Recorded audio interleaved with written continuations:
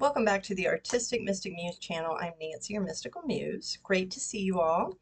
This is a collective reading for September, whoops, let me check.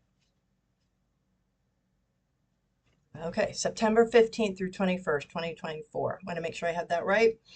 And it's all about your awakening, which is a beautiful thing. Energetic upgrades, a new way of being, integration. So integration happens on a number of levels: frequency, physical body, mental, spiritual, emotional, right? And the awakening is, you can feel it in the body, right? Days you're more tired, you're not as tired, you go with the flow and do self-care as needed. But there's also this idea of making new connections to things. We call them epiphanies, aha moments, enlightenment, regardless of what category they're in, right? But this is where we're at, and it's a beautiful thing. And this person is releasing, surrendering, being showered by rainbow light, and is it connected to the ethereal realms. And we've got a moon, which talks about emotions, right? So, Unbound came out. Releasing soul patterns, contracts, and past lives. So there may be things coming up that are uncomfortable, or closures and things because those cords have been cut. That's another theme I'm seeing with this month's readings, being released. So freeing up and surrendering, right? Going from this to that. And like I said, behavior patterns that you see in yourself, the way you react to things, you get to change how you react to them now, right? Because you see them differently. And then we have the great gathering. It's all coming together. Intuitive head soul tribe. So intuition's been another one this month, listening to those niggles and nudges. Your soul tribe, soul family, they are individuals. They might be family or not, friends, people you encounter that you come together of like minds and you support one another. So that is starting to occur. So be aware. We had unexpected visitor again. So you might be connecting with different individuals that you hadn't met before, but there's something about that. Finding your inner peace, right? We've got the koi, which talks about going against, they're like much like the salmon, they go against the water, but yet when they're in a pool of tranquility, the lotus, right? They're in a place of peace, of harmony, of balance. We've got embracing not only what is in this moment, but also embracing what's coming to you, being open to that, and knowing it's coming up for a reason. Finding pleasure. Take time to do things, find things that bring you pleasure, whether it's listening to music, journaling, reading, whatever that is. It doesn't have to be anything huge, but it brings you pleasure, joy, laughter, whatever that is for you. That also helps raise your frequency. Yeah, we've got enlightenment. The aha, the epiphanies coming at you this week. Be aware, and if you don't know why, sit with it, ask for guidance. Sometimes it's there just to kind of dip your toe in the water and then more comes in, holding that loosely. Maybe it has more than one meaning depending on how it's coming out. And we also have relaxation, taking time to rest, right? When it's needed. Again, we had unexpected visitors. So whether that's in real time or dream time, but just know that someone's showing up for you. You coming to life, this new version of yourself, right? And we've got magic prayer. This means your prayers are being heard, they're being answered, but just know they'll be answered in divine timing. When the timing is right, it's not your timing.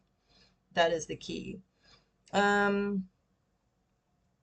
we've got Magical Map Shifter. This is my magician card. You got all the tools, and now you get to create things on this new segment of your journey. You've graduated, you might say, and you're getting ready. You've leveled up, and now you're getting ready for the next part of your adventure. But know that you've got everything you need. From Sufi, we've got Deal with the Unexpected. So I don't know what's going on this month. Last week, we had that to some degree, and this week again. Treat the unforeseen as a divine offering. Maybe it's a test. Maybe it's like, oh, they're now ready for this, a blessing coming in. Determination, perseverance leads to fortune. Fortune is a broad term, but whatever that is for you, but just know that you're persevering, continuing to level up, continuing your practices, or maybe upping your practices of connectivity, meditation, prayer, whatever that is for you. Work you're putting into something, it's going to pay off. So don't give up. And the bottom of the deck, open mind. Replace the old cycle with a new and exciting one. That can also talk about the open mind of what is, yeah, for a balanced life, they're saying. Using your free will, be, you know, making choices that are right for you. But open mind, knowing that what maybe you've asked for, it be open to how it may come to you. It may not come the way you thought. Why? We can't imagine the best way, what's for our highest good. Our soul, source, God knows, the universe knows what that is. So yeah, be open to that. We also have from the Goddesses deck, Mott, fairness. The situation will be handled in a fair and just manner. Now, for some of you, it could be a legal issue. For some of you, it's just that whatever that completion and closure and this next part for you, it's fairness is coming in because you're at a place of balance. You're at a place where it's in your highest good. That's a very good card. I'm going to pronounce this right. Abundantia, prosperity, the goddess of abundance, essentially. The universe is pouring its abundance out to you. Be open to receiving. Here we go again, being open-minded, being open to receiving whatever that is. Whatever that abundance is, it comes in all shapes, sizes, and kinds. So that's really important. For some of you, we have straddling worlds, wandering between realms. You're very connected to the higher realm. So you've got one foot in the 3D, you're doing what you got to do for that, and then you're getting all these other things coming in. So know that that's what a foot in both worlds, that's not uncommon for some people, particularly people with abilities, healers. So some of you, that's the balance, finding the balance in that. First breath, beginner's mind. So maybe something's coming in that looks familiar, but it's being presented differently. The open mind is important because there's a new level of understanding in this experience, whatever it is for you. Crown games, right use of power. This ties back into free will, but it's being authentic, doing what's best for the highest good for yourself and the collective and the world. Not abusing your power, right? That's important. Adjusting someone else's crown, I also heard. That's what a leader does as well. And leaders come in all shapes and sizes. Yeah, bottom of the deck of the Goddess deck, it says create an altar or visit a power place to connect with the divine. Making a sacred space at home might include candles, incense, whatever that is for you. Sound, chimes, bells, singing bowls, music. But make that time for that. Bottom of the deck, we have Fool's Embrace, transmuting pain. That's an alchemy. Transmuting your own pain, but you also assist the collective when you do that. So that's a beautiful thing. And it's like a fetal position, being reborn. And it's a 22, which talks about ebb and flow, give and take, finding balance in that flow. They said to take the next one. Perfect storm, the courage to step into life. There's the crow medicine, walking your talk. Powerful card in a 44. So we've got 22s and 44s, the stability, balance. Nice. Ganesh, we've got achievement. You're being honored for how far you've come, and there's more achievements, accomplishments, whatever that looks like for you, that is not only present, but it's coming. Prosperity of all kinds coming. And that's having gratitude in the prosperity you have right now. Roof, even just a roof over your head, food to eat, whatever that is, right? Beautiful people to be around. Yeah, delight. Finding delight in those things and things that make you have delight. Whatever that is. For me, it's morning fake Turkish coffee. Maintaining a positive outlook, regardless of how things are. you know, just cutting out the TV and the social media stuff, but knowing that even if you don't see it, it's occurring, and that's the most important part. Yeah, steadfastness, staying grounded, being steady, being steady.